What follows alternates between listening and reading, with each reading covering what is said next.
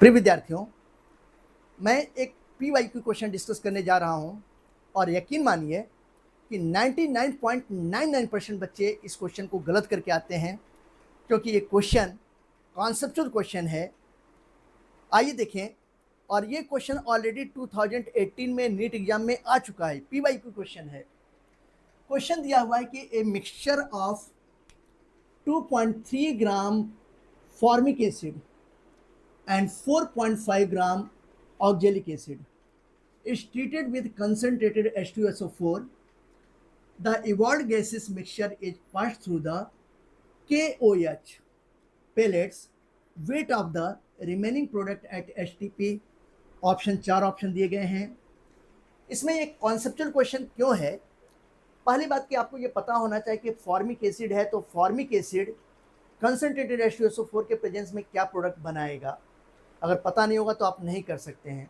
या oxalic acid को concentrated H2SO4 के प्रेजेंस में हीट करते हैं तो कौन से प्रोडक्ट बनेंगे, ये पता नहीं चलेगा। आपको ये पता होना चाहिए।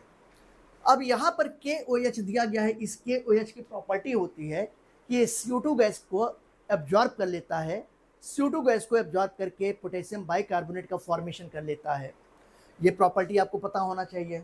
अब यहाँ पे कह रहा है कि weight of the remaining product at HTP, तो प्रोडक्ट एट HTP का मतलब जो है गैसेस प्रोडक्ट की बात कर रहा है। अगर रिएक्शन में कोई सॉलिड या लिक्विड सब्सटेंस बन रहा है तो उसको लेना ही नहीं है, केवल गैसेस प्रोडक्ट का मास पूछ रहा है। अब आइए देखिए, इस क्वेश्चन को हम लोग सॉल्व करते हैं। कैसे सॉल्व करेंगे जरा समझिएगा स्टेप वाइज। अगर हम लोग फॉर्मिक एसिड की बात करें तो फॉर्मिक एसिड का फॉर्मूला होता है HC डबल बॉन्ड OH होता है। और जब इसको हम लोग कंसनट्रेटेड H2SO4 के प्रेजेंस में हीट कर रहे हैं तो H2SO4 क्या है? डिहाइड्रेटिंग एजेंट है। ये वाटर मॉलिक्यूल को किसी भी कंपाउंड से बाहर निकाल देता है। तो यानी कि ये जो OH है और ये हाइड्रोजन, ये दोनों आपस में रिएक्ट करके वाटर मॉलिक्यूल के फॉर्म में बाहर निकल जाएंगे। ये वाटर है। अब फिर क्या बचा? कार्बन मोनोऑक्साइड CO बना। तो ये देखिए CO, ये क्या है? गैस है। इस क्वेश्चन में जो तो दिया गया है कि फॉर्मिक एसिड का मास कितना दिया है? 2.3 ग्राम दिया गया है। ये फॉर्मिक एसिड का मास। अगर आप यहाँ पर फॉर्मिक एसिड का मोलर मास निकालते हैं तो फॉर्मिक एसिड का मोलर मास कितना हो जाएगा? 46 ग्राम हो जाएगा। तो 46 ग्राम फॉर्मिक एसिड ये कितना बना रहा है? 1 मोल CO बना रहा है। 1 मोल CO का मोलर मास 28 होता है, तो मास भी कितना हो जाएगा? ये 28 ग्राम CO बनाएगा। अब 1 ग्राम जो तक कितना बनाएगा? अगर 1 ग्राम की बात करते हैं तो ये 28 डिवाइडेड बाई कितना हो जाएगा? 46 हो गया। क्वेश्चन बनाने वाला 2.3 ग्राम दे रहा है, तो 2.3 ग्राम से कितना बनेगा? ये 2.3 इंटू 28 डिवाइडेड बाई 46 करेंगे। ये डेसिमल हटाएंगे तो यहाँ पे 10 आ जाएगा। 23 2 जा 46 हो गया। 2 से 28 में डिवाइड करेंगे तो 14 आ जाएगा। 14 में 10 से डिवाइड करेंगे तो कितना हो जाएगा? ये 1.4 ग्राम हो जाएगा। यानी कि फॉर्मिक एसिड 1.4 ग्राम क्या बना रहा है? CO बना रहा है। अब क्वेश्चन के दूसरे पार्ट की बात करते हैं तो क्वेश्चन का दूसरा पार्ट दिया गया है ऑक्जेलिक एसिड। अगर ऑक्जेलिक एसिड की बात करते हैं तो इसका formula C double bond OH है। और ये देखिए C डबल बॉन्ड OH है। ये ऑक्जेलिक एसिड, इसका फॉर्मूला H2C2O4 होता है। ये भी आपको पता होना चाहिए। अब इसको हीट कर रहे हैं, किसके प्रेजेंस में हीट कर रहे हैं?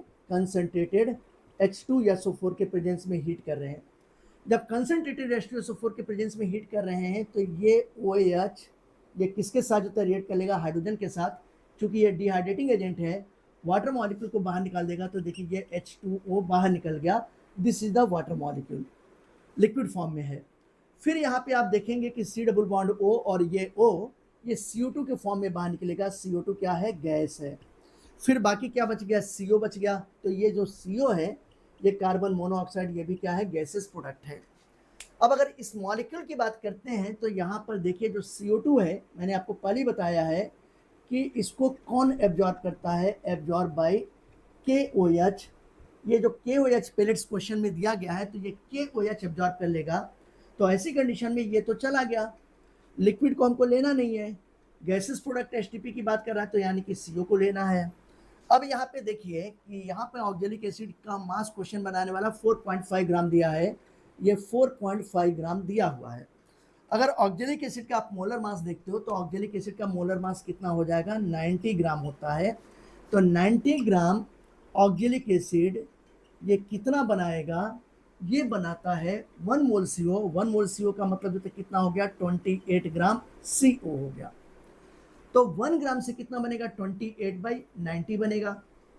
तो फिर 4.5 ग्राम से कितना बनेगा, अगर 4.5 ग्राम की बात करते हैं तो 4.5 ग्राम कितना बनाएगा, 4.5 इंटू 28 डिवाइडेड बाई 90। ये डेसिमल हटाएंगे तो यहाँ पे कितना हो जाएगा, 10। 45 टू जा कितना हो गया, 90। 2 से अगर 28 में डिवाइड करेंगे तो 14। 14 में जो 10 से डिवाइड करेंगे तो कितना हो जाएगा, ये 1.4 ग्राम हो गया। अब आपने देखा यहाँ पर कि ऑक्जेलिक एसिड 1.4 ग्राम CO बना रहा है और फॉर्मिक एसिड भी 1.4 ग्राम CO बन रहा है। तो ऐसी कंडीशन में टोटल कार्बन मोनोऑक्साइड कितना बनेगा, 1.4 प्लस 1.4 यानी कि 2.8 ग्राम जितना बनेगा। गिवन ऑप्शन के अकॉर्डिंग देखें तो हमारा सेकेंड वाला ऑप्शन होना चाहिए। This is the correct, this is the answer. उम्मीद है आप सभी बच्चों को यह क्वेश्चन, कॉन्सेप्चुअल क्वेश्चन बहुत आसानी से समझ में आ गया होगा।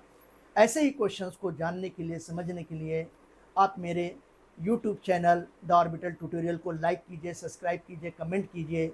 Okay, thank you for watching.